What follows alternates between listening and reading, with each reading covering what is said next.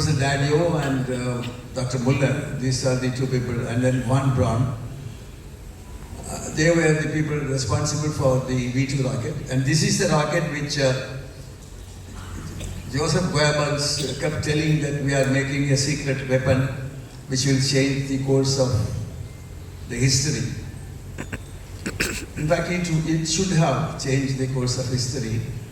But unfortunately, what happened was the V2 rocket had a problem with respect to the guidance system, which they couldn't perfect it. Because of that, it failed in many places. Supposing if it would have worked well, we would be probably speaking German language instead of English language. That is the kind of power that rocket had. Now, some of these facilities I happen to visit because of my passion towards rocketry. And some of the people also I have met and discussed with them. That was some kind of an opportunity I created to myself to really understand what was their motive behind making the V2 rocket and why it failed. But in the end of the World War II, these Germans who were responsible were not happy to live in Germany. Either they were captured as prisoners of war by the Allied forces. Some of them went to Russia. Some of them went to USA. Some of them remained in France. So the net result is, barring Germany, America, Russia, and France became the pioneers as far as rocket goes. So it is actually, we used to have a joke that your Germans are better than my Germans. The reality is not really, it's a competition between Russia and America. It was a competition between the Russian Germans and the American Germans. So that is briefly the background of the rocketry part of it. But we also started rocketry. I think it was 1963, November 21st. The date 21st makes the importance of it, because that is the day the first Nike Apache rocket was ignited and flew off the famous Tumba Equatorial Rocket Launching Station. Of course, it was witnessed by Dr. Baba, who was the chairman of Atomic Energy Commission, as well as he was the chairman of INCASPER, Indian Company for Space Research, and Dr. Sarabhai, who was identified as the vice chairman, and later he became both the chairman Atomic Energy Commission as well as Indian Space Research Organization. Years passed by. From 1963 to 1966, nothing substantial happened. We were borrowing rockets from France, Russia, and America. Those three countries whom I mentioned earlier, who were using the Germans. So M10 rocket came from Russia, Nike Apache came from USA, and Centaur rocket came from France. Our job was to assemble it and ignite it, and primarily we had the task of doing some sounding rocket experiments. Sounding rockets means it just goes and comes back and then falls on the sea. We never had a plan of making rocket as a big business, or big as you see it today. But slowly, we started thinking in those lines. So the first launch vehicle, which is named as SLV-3, Satellite Launch Vehicle 3, that's a code word of it. And Dr. Kalam was the project director for that. So that was launched during the year 1979. But first was a failure, and the second one was a success. But with that, Dr. Kalam moved himself to DRDO and then to Defense Ministry, and then finally he became the president himself. But the most important point here is today's ISRO's big rockets, namely ASLV, BSLV, GSLV, different versions, Mark 1, Mark 2, Mark 3, all, the leader is the SLV-3, which was a 4-stage, all solid mission. In fact, I was working closely with Dr. Kalam. We were working in the same team of payload integration. At some point of time, I felt the need for doing something on liquid propulsion, but we never, because there is no liquid, there is no oxidizer, there is no fuel, there is no metal which can withstand the high temperatures. But somehow I had a feel that all these are necessary, and all these are to be found out, and all these are to be achieved. So slowly I came out of Kalam and then tried to do something on the liquid. And imagine, at that time, we never had a large funding for ourselves. Very little money. With that we have to manage. So what we could imagine was a 600 kg. You have to imagine what is a 600 kg, less than a ton, thrust rocket. We used nitric acid and aniline. These are two inferior propellants available at that time. The basic advantage of using a liquid rocket is it has a high energy content compared to that of solid. But the first rocket we tried was having a less energy content compared to the solid. But still we wanted to prove the technology. So 600 kg was a success. Then we flew it, that was also a success. Then we wanted to go for a 3-ton rocket, 5 times bigger. We had a problem.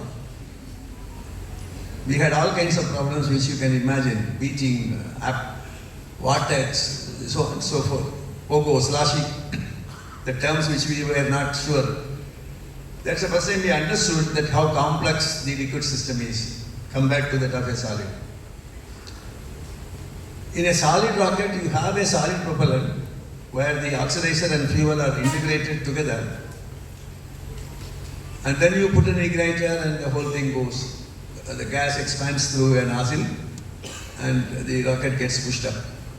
But in a liquid rocket, it is not that easy. You should have the oxidizer separate, fuel separate, and they both are to be pumped into the combustion chamber, then uniform ignition, then combustion, etc., etc.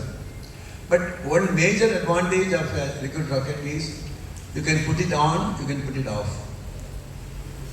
You don't have uncontrolled combustion like in solids. So when the problem of 3-ton failed, we didn't have funds. First of all, there was no place for facility. There was a war going on between the solids and liquids. Many people in ISRO felt that there is no need for a liquid rocket at that time frame. So we were trying to see what can be done in order to get the liquids going on. At that time, to make a long story short, in fact, Professor Dhawan was making a statement once saying that this guy Nambi is chewing my ears and it is painful, so I wanted to get rid of him. So that is how he got rid of me to France with something like about some 50-55 engineers. At that time, France was developing an engine which is called M40. The original rocket they had was a 100, LH100, but then that was a pressure-fed system. Hope you understand some of the terminologies. Pressure-fed means the feeding is done by high pressure. Now, turbo pump-fed means it is done by a pump-fed system. The first comfort system is M40, that was developing a 40-ton thruster. So we thought that we will have a collaboration there. But by the time they understood that 40-tonner is not sufficient, so they went to 60-tonner. So we thought, I thought that why should we restrict ourselves to 40, we will go also for 60. So we had a contract, and with that contract, we went for a 60-tonner. It was a joint development. And the French had used it in their L3S, or the so-called Ariane space vehicle, and we are now using it in our Vikas engine. At that time itself, I named it at Vikas. It is actually the name of Dr. Sarabhai, Vikram A. Sarabhai. I compressed it as Vikas. But whomever we want, we said Vikas means development. Till much later, we started naming in Chandrayaan, the rover we started naming as Vikas or Vikram. At that time, many people said that they are naming one element as that of Sarabhai.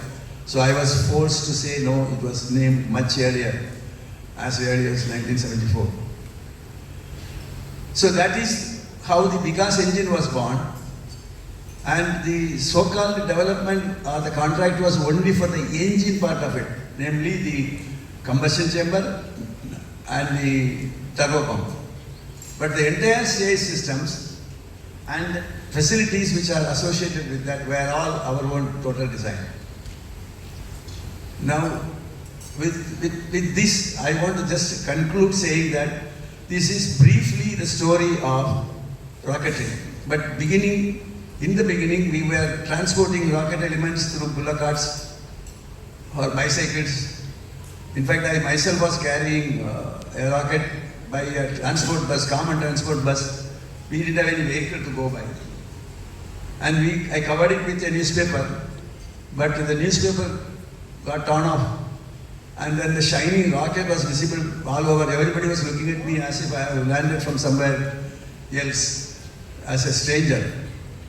So that was our experience. Because at that time nobody was looking ISRO seriously. When SLV-3 first failed, that SLV, they found out a name, Sea-Loving Vehicle. Then we had an ASLV, there were continuous failures, that named it as Always Sea-Loving Vehicle. So, but the whole thing, we learned so many things from our own experience.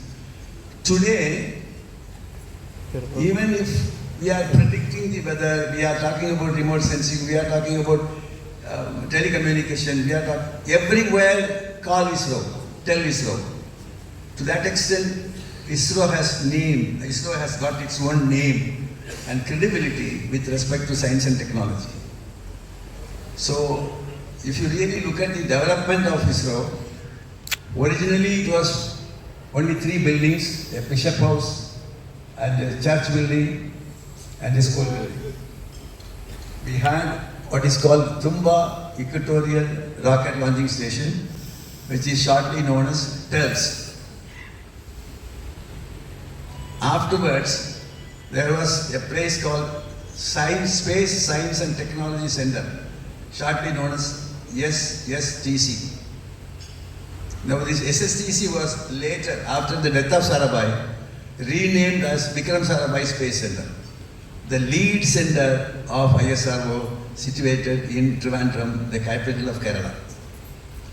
Then that center gave birth to a Sriharikota Space Center, which was renamed as Satish Dhawan Space Center, situated near Madras, near Sururpet, in the Andhra coast. In between, a satellite center also was born. That was located in Bangalore.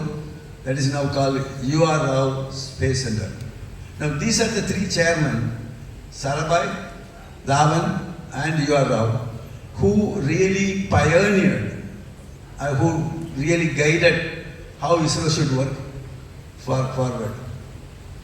So, and they will be remembered forever, because they will be the people who mattered a lot for today's space science and technology in ISRO. Now, subsequent to that, We are talking about Chandrayaan 1, Chandrayaan 2, Chandrayaan 3, and then Mangalyaan, and so on and so forth. All these missions, if you apply your mind, you will find, yes, all are successful, barring Chandrayaan 1 or 2, I don't know, but Chandrayaan 3 was a success.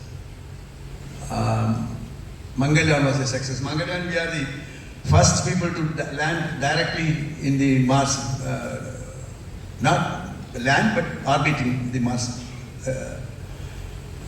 planet. Now, all these things were there, but if you really apply your mind and find out, the payload weight is very meager, 15 kg, 10 kg, 12 kg, that kind of a payload. And the reason for that is that we do not have a large thruster. A large thruster in the order of about 100 tons or 200 tons. We have solid propellants, high thrust, but that has its own limitations. You need liquid propulsion. Now, yes, the intelligence is with us, the ability is with us, but you need money. Not small, large money. You are seeing it in the newspaper.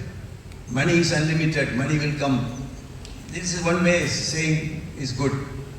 But even countries like USA, after landing man on the moon for 12, 13 times, are going aside. If you really look at it in the beginning, there were the Americans were there, and then they had the UK, then Australia, Canada, then Belgium, and then France. Many countries were there. But today all of them are wriggling out. And the recent past, they are again coming together in some way. But one thing is very clear. You have NASA for the American space studies and systems. You have ESA for the European space systems. I personally feel you need to have an ESA, Asian Space Agency. The Asian Space Agency will include small countries like Sri Lanka, Malay Islands, Vietnam, Indonesia, Singapore, Gulf countries, Japan. Maybe one or two countries may not probably join for different reasons. But eventually it is going to be NASA, ESA, and then ESA, which are going to be the collaborators for exploration of outer space. You will watch this, it will happen. But today, in newspapers, if you see that Sunita Williams got stuck in space and whether she will come alive, or that kind of sensational news is going around in the. It only shows the interest plus the toughness or the complexity of the technology. But on the other side, if you really look at it, not very highly mentioned, is the commercial potential of the satellites. You won't believe Nigeria having an agreement with Israel, or a country like Saudi Arabia having an agreement with France. The potential commercial aspect as far as space goes is in billions of dollars. In fact, these billions of dollars are going to decide the future of space related matters. So I feel India should get into this business wholeheartedly, and I don't think that it is advisable to generate the entire money. Whether you have the money or not is immaterial. It is necessary to have on a cooperative basis. After all, the findings of this is going to be useful for mankind. So why not you ask the same mankind to support the activity? In fact, ESA is formed with 13 or 14 countries. Spain has 0.5% or 1%, if I remember correct. Whereas the French is the leader. But indirectly you have the advantage of any space application of these 13 countries will go from ESA. Similarly, you can also have an ESA. China may or may not join it. I think that is immaterial. But as far as we are concerned, we should certainly apply our mind and pool this money and then try to form this system, Asian Space Agency, which could probably will be holding the key.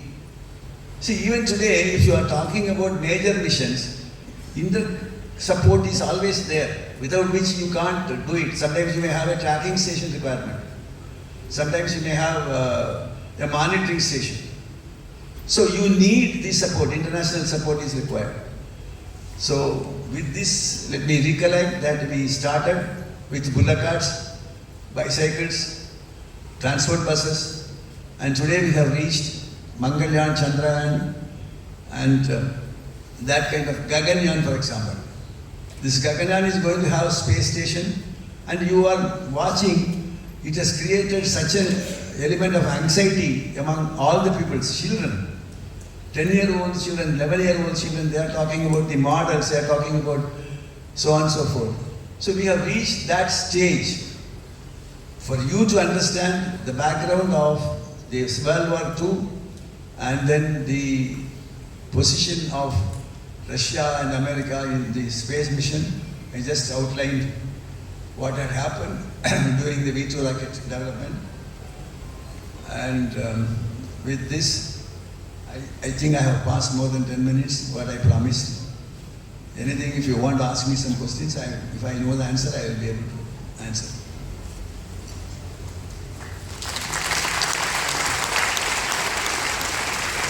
Sir, I'm not sure if the audience has a question. If I may ask one small favor from you, with your immense wisdom, knowledge and erudition that you shared with us this evening, it is not enough. We would like to sit at your feet forever. We would like to learn from you forever. But if you could say a few words from your life lessons that BCREC going forward can take as our beach mantra and walk the path ahead. I'm not able to get you what exactly you are asking for. Sir, some blessings, some words, some advice for the BCREC family, Dr. B.C. Roy Engineering College family, which we can adopt as our mantra, as our philosophy going forward. I understand. Thank you, sir. Actually, I personally do not believe in listening to advices as well as giving advices also. But just for the heck of it, let me tell you, don't take it as an advice, take it as a lead, take it as some kind of an indication.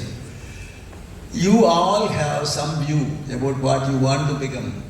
You want to become an IAS, or you want to become a space scientist, or astronaut, or a football player, or a musician. I'm sure so many fields are open to you today. I would not advise, but I would suggest, try to understand what you really want to become. Then go in that path, you are bound to get success. Don't just listen to what, I'm sorry, with full respect to parents, with full respect to brothers and sisters. They may ask you, they may like you to become an engineer, they may like you to become a doctor. But not because of their desire, but is it that what you want is that? If you want to become a doctor, if you want to become an engineer, if you want to become an astronaut, wherever I go, many of the people ask me a question, I want to become an astronaut. What is your advice? Of course, what advice you can give to such a comment? The only comment I can say is, are you good in mathematics? If you are good in mathematics, then you dream of becoming a space scientist. Because without mathematics, you will find it difficult. Once you find it difficult, then you will be a failure. I always found a close relative boy of myself, his father wanted him to become an engineer. He became an engineer. But he was always interested in music. Another character was he always wanted to become a football player. That's why he used the name. So if you really work on a subject where you have developed a passion, you are bound to succeed.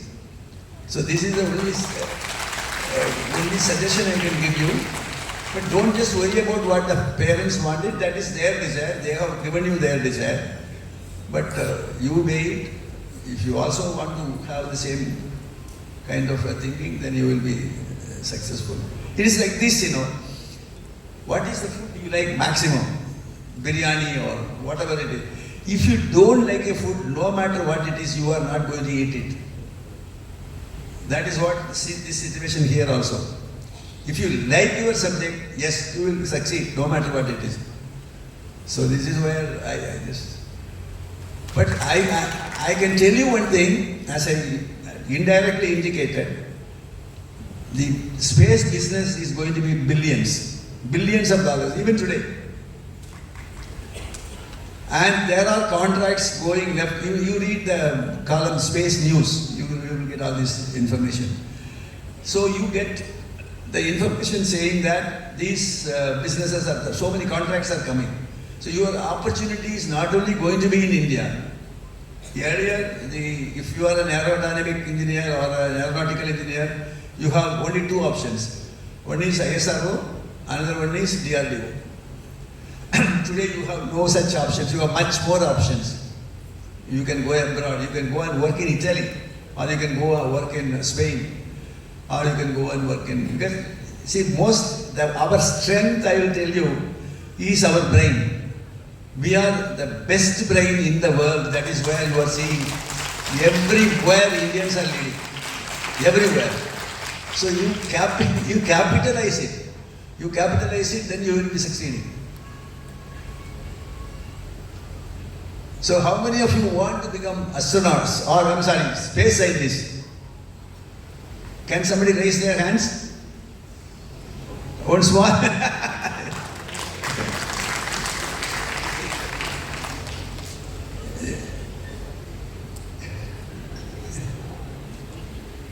Is there any question that anyone in the audience would like to ask Padma Bhushan Dr. Nambi Narayanan today? Sir, I think we are all very overwhelmed and awestruck by your presence here. And we certainly hope that with your blessings and your inspiration, this young child that raised his hand today boldly will one day follow in your footsteps and be our next ISRO, Dr. Nambi Narayanan. That is the blessing and wish that we have. I will conclude in one sentence. I invited you to ask me questions. It has a purpose. I was hoping that none of you will ask me questions. Why? Because you have intelligence to the limit, but shyness and fear also in your mind. This is what you have to exactly overcome. Don't be afraid of asking any questions. It can be an idiotic question. Still you should ask that question. Then only you will know that you have asked an idiotic question. So my suggestion to you again is, get rid of this fear. This is very, very important. Otherwise you will be always ruled by the fear, not by your passion. Anyway, I wish all of you a great success, and it is a 25th year. I am sure that years will pass by, you will celebrate 50th year, 75th year, 100 years, and you will shine. I am sure this institution also will grow, and I bless you, all of you. Take care of yourself and wish you all the best.